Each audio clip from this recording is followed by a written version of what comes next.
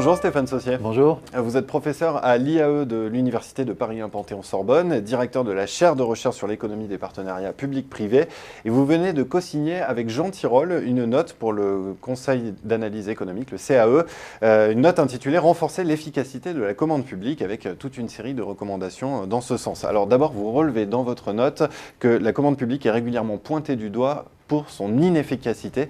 Alors, première question, est-ce que la raison principale de cette inefficacité, elle réside dans l'asymétrie informationnelle et donc le partage du risque entre l'État et l'entreprise qui, de nature, connaît mieux ses coûts et son environnement? Alors je dirais que les asymétries d'information sont une partie du problème et puis que le partage du risque, en fait, c'est une partie de la solution. Donc vous avez raison, il y a des asymétries d'information évidentes entre les entreprises d'une part et l'État ou les collectivités territoriales d'autre part. Les entreprises connaissent mieux leurs coûts, leur capacité à répondre à la demande des collectivités territoriales. Ça c'est une évidence. Le fait qu'on puisse envisager de transférer certains risques aux entreprises qui sont les plus à même de les gérer ou d'en supporter les conséquences, ça peut permettre de régler ces problèmes d'asymétrie d'information. Je vous donne un exemple. Vous avez par exemple dans certains contrats le transfert du risque de demande vers l'entreprise privée. C'est typiquement le cas des contrats de concession. Et ça permet de générer des incitations fortes pour les entreprises concernant la demande, pour générer plus de demandes ou en tout cas pour s'assurer du bon fonctionnement des contrats et pour gérer les conséquences de ces variations de demande. Alors, le problème du transfert du risque, c'est que ça règle en partie le problème des asymétries d'information, mais il faut être prêt aussi à en accepter les conséquences. C'est-à-dire que les entreprises supportent les risques, donc supportent les coûts, mais supportent aussi les bénéfices qu'elles peuvent générer si elles sont efficaces. Donc il faut être prêt à accepter que les entreprises fassent des gains importants dans ces contrats si elles sont efficaces. Et les asymétries d'information, c'est qu'une partie des sources des problèmes qu'on trouve dans ces contrats. Il y a d'autres raisons aussi qui font que ces contrats sont difficiles à gérer. Notamment, il y a des asymétries de compétences, dont on parlera peut-être un peu plus tard, entre les acteurs publics et les acteurs privés. Et puis, il y a aussi d'incertitude, de la véritable incertitude, de la difficulté à anticiper l'avenir et à anticiper les solutions aujourd'hui qu'on devrait implémenter dans les contrats. Vous dites que les difficultés, elles apparaissent dès la phase de sélection des entreprises, qui en général se fait par appel d'offres. Quelles sont ces difficultés et comment les surmonter? En fait, c'est assez simple à comprendre. La puissance publique, au travers des appels d'offres, elle cherche à sélectionner l'entreprise la plus efficace, la plus à même de répondre au meilleur coût à sa demande. Le problème, c'est que lors des appels d'offres, les entreprises qui vont faire les meilleures offres ne sont pas forcément les plus efficaces. Ça peut être, sans entrer dans les détails, les entreprises qui sont les plus optimistes, celles qui font les meilleures prévisions sur leurs coûts futurs ou sur la demande future, si on est dans le cas d'un contrat de concession. Et ce n'est pas forcément l'objectif de la puissance publique de sélectionner l'entreprise la plus optimiste, parce que c'est généralement celle qui n'arrive pas à équilibrer son budget ex post et qui va chercher par tous les moyens à renégocier le contrat ou qui va faire faillite, donc ça va poser un problème. On peut aussi être amené à sélectionner l'entreprise qui fait la meilleure offre, et celle qui fait la meilleure offre, encore une fois, n'est pas forcément la plus efficace, mais peut être la plus opportuniste, ou en tout cas celle qui va vous faire une offre agressive, parce qu'elle sait très bien que l'offre ne l'engage pas à grand-chose, puisqu'elle va par tous les moyens chercher à renégocier le contrat et ensuite à augmenter les prix. Donc concrètement, je ne suis pas sûr qu'il y ait des solutions. Il y a des solutions évidemment pour minimiser ces risques, mais pas pour les faire disparaître. Ce que suggère l'analyse économique des contrats publics-privés, c'est qu'il faut considérer l'appel d'offres comme une phase vraiment sérieuse. C'est pas quelque chose qui va de soi, donc il faut vraiment investir dans cette phase d'appel d'offres. Et puis il faut peut-être aussi développer les appels d'offres avec négociation, ce que proposent d'ailleurs les nouvelles directives européennes, qui vont devoir être implémentées d'ici 2016 en France, d'avoir des procédures négociées de manière à s'assurer de la crédibilité des offres, de manière à réduire les asymétries d'information qui peuvent encore rester après les appels d'offres.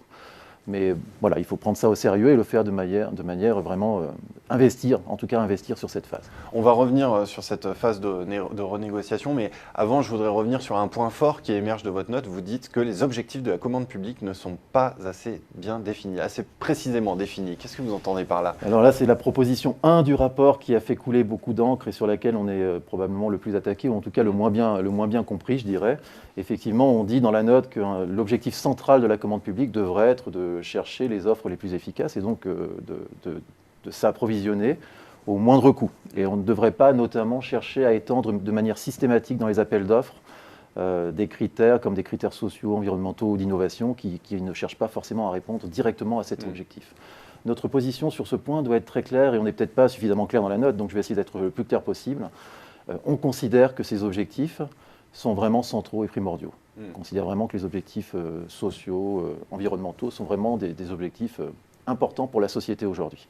On considère par contre que les marchés publics ne sont pas le bon moyen d'atteindre ces objectifs. Quand vous rajoutez des critères, on va prendre un exemple simple, des critères d'insertion sociale par exemple dans les marchés publics. Concrètement, ça veut dire que vous augmentez le coût de la commande publique probablement. Alors, il n'y a pas tellement d'études qui mesurent l'augmentation du coût, mais de manière incrémentale, enfin de manière faible ou de manière importante, on n'en sait trop rien, on ne connaît pas trop la magnitude de ces coûts. Ça veut dire concrètement aussi que si la ville de Paris introduit des clauses d'insertion sociale dans ses marchés publics, le coût de la commande publique va augmenter pour la ville de Paris, mais probablement pas de la même manière qu'une autre grande ville qui incorporerait aussi des clauses d'insertion sociale. Donc ça veut dire que sur le territoire, on va avoir des coûts différents selon les zones géographiques données, ce qui est un peu étonnant. On devrait avoir un coût unique. En tout cas, il y a une valeur à ces clauses d'insertion sociale qui est la même pour toute la société de manière générale. Ça veut dire probablement que les appels d'offres vont être plus complexes. On vient de dire que c'était une phase qui n'était pas si simple à gérer. Ça veut dire probablement que vous allez réduire la concurrence. Certaines entreprises ne seront plus capables de répondre. Peut-être que les PME auront plus de mal à répondre au marché public, du coup, dès lors qu'il y aura des clauses d'insertion sociale. Ça veut dire concrètement que vous allez avoir des entreprises qui risquent de se spécialiser sur les marchés publics et d'autres sur les marchés privés où vous n'aurez pas ces clauses d'insertion sociale. Ça veut dire qu'au final, vous augmentez le coût de la commande publique et que vous n'êtes pas sûr du résultat. Vous n'êtes pas sûr d'atteindre des objectifs sociaux ou environnementaux que vous considérez comme cruciaux. Et donc, ce qu'on dit dans la note, c'est que il y a d'autres moyens, probablement plus simples, qui permettent d'atteindre à coût, en tout cas de manière plus certaine, ces objectifs. Si on considère que ce sont vraiment des objectifs importants, l'État devrait prendre ses responsabilités et taxer, subventionner les entreprises qui font suffisamment d'efforts ou qui n'en font pas suffisamment, voire imposer un niveau d'effort minimum pour les entreprises. On peut prendre d'autres exemples. Par exemple, pour toutes les entreprises de plus de 20 salariés aujourd'hui en France, vous avez l'obligation d'avoir au moins 6% de votre effectif salarié qui soient des employés handicapés. Ben voilà, si on considère que c'est vraiment important, c'est ce genre de mesures qu'il faut prendre. Il ne faut pas forcément passer par les marchés publics pour arriver à ces objectifs. On va parler donc maintenant des difficultés dans la phase de renégociation. Vous dites dans votre note que les taux de renégociation varient entre 40 et 92% selon les secteurs et les pays étudiés. C'est quand même assez conséquent. Alors, quels sont les points d'amélioration dans cette phase de négociation ? Alors peut-être en introduction, rappeler que les renégociations, ce n'est pas forcément négatif. Hein. Donc là, on est sur des transactions complexes. Oui, c'est extrêmement courant. C'est extrêmement courant. Mais vraiment, là, encore une fois, la note, déjà, ne concerne que les contrats au-dessus des seuils communautaires, donc que les gros contrats. On se focalise, là, lorsqu'on parle des renégociations, on se focalise sur les contrats plutôt complexes, les contrats de long terme. Et encore une fois, dans ces contrats-là, les renégociations ont un côté positif. Il y a de l'incertitude, il y a des choses qu'on n'a pas anticipées, et ça peut être justifié que de vouloir renégocier le contrat et le réadapter. Mais on peut améliorer cette phase. Mais évidemment, il y a des renégociations qui sont plus douteuses où on se pose la question de savoir si vraiment c'est bien justifié.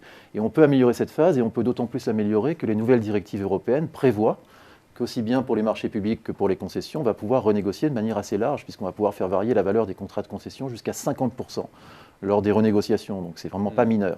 Et donc, dans la note, on insiste sur le fait qu'encore une fois, c'est plutôt une bonne chose. Ces contrats doivent être flexibles, mais qu'on a intérêt à encadrer la renégociation en la rendant la plus transparente possible. Et donc, on a une proposition qui propose d'avoir une procédure de référé-avenant, toute simple, la plus légère possible, qui oblige les contractants à publier les renégociations les plus importantes, les avenants les plus importants.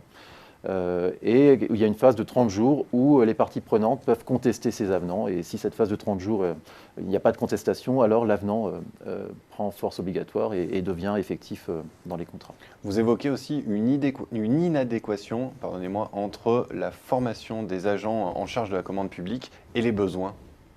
Oui, ça on l'évoque et on a une proposition effectivement dans le rapport sur cette question qui est apparue lors des entretiens qu'on a pu avoir lorsqu'on a réfléchi à cette note. Effectivement, il faut bien voir que les acheteurs publics ont essentiellement une formation juridique jusqu'ici. Ce dont on a parlé jusqu'à maintenant, c'est à la fois des questions juridiques, mais aussi des problèmes de négociation. Et donc, on voit bien que ce n'est pas simplement des problèmes juridiques et de droit. Et donc, oui, on considère qu'il y a probablement une asymétrie de compétences entre les acheteurs publics et les opérateurs privés dans le domaine des marchés publics et des concessions, et qu'il y a un intérêt à valoriser cette fonction d'acheteur public et à la rendre plus attractive aussi. Dernière question, Stéphane Saussier. Le numérique et la dématérialisation des documents ouvrent de nouvelles perspectives. Où sont les gains principaux? Est-ce en matière de transparence? C'est l'impact direct évidemment, mais les gains, ce n'est pas forcément la transparence. Dans la note, on insiste bien sur le fait qu'on ne veut pas plus de transparence pour avoir plus de transparence. L'objectif, ce n'est pas d'avoir 100% de transparence. D'ailleurs, ce ne serait pas forcément une bonne chose. Mais on insiste sur le fait, premièrement, que plus de transparence, c'est une demande citoyenne. Et c'est vraiment quelque chose qu'attendent les citoyens. On parle d'argent public et on veut pouvoir voir ce qui se passe. On insiste aussi sur le fait que la dématérialisation, la mise en place de plateformes électroniques qui vont centraliser les informations, c'est quelque chose sur lequel on est plutôt en retard en France. C'est à peu près 11% des marchés publics qui sont aujourd'hui en partie dématérialisés, alors que les directives européennes imposent qu'on arrive à 100% d'ici 2018. Donc concrètement, la dématérialisation des marchés publics, ça va être un choc de simplification.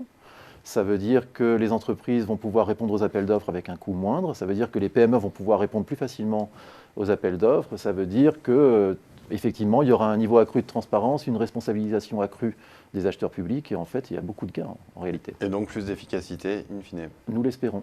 Eh bien Stéphane Saussier, merci. Pour ceux qui veulent en savoir plus, je les renvoie sur le site du Conseil d'analyse économique où votre note est en libre téléchargement. Merci. C'est moi qui vous remercie. Bonne journée.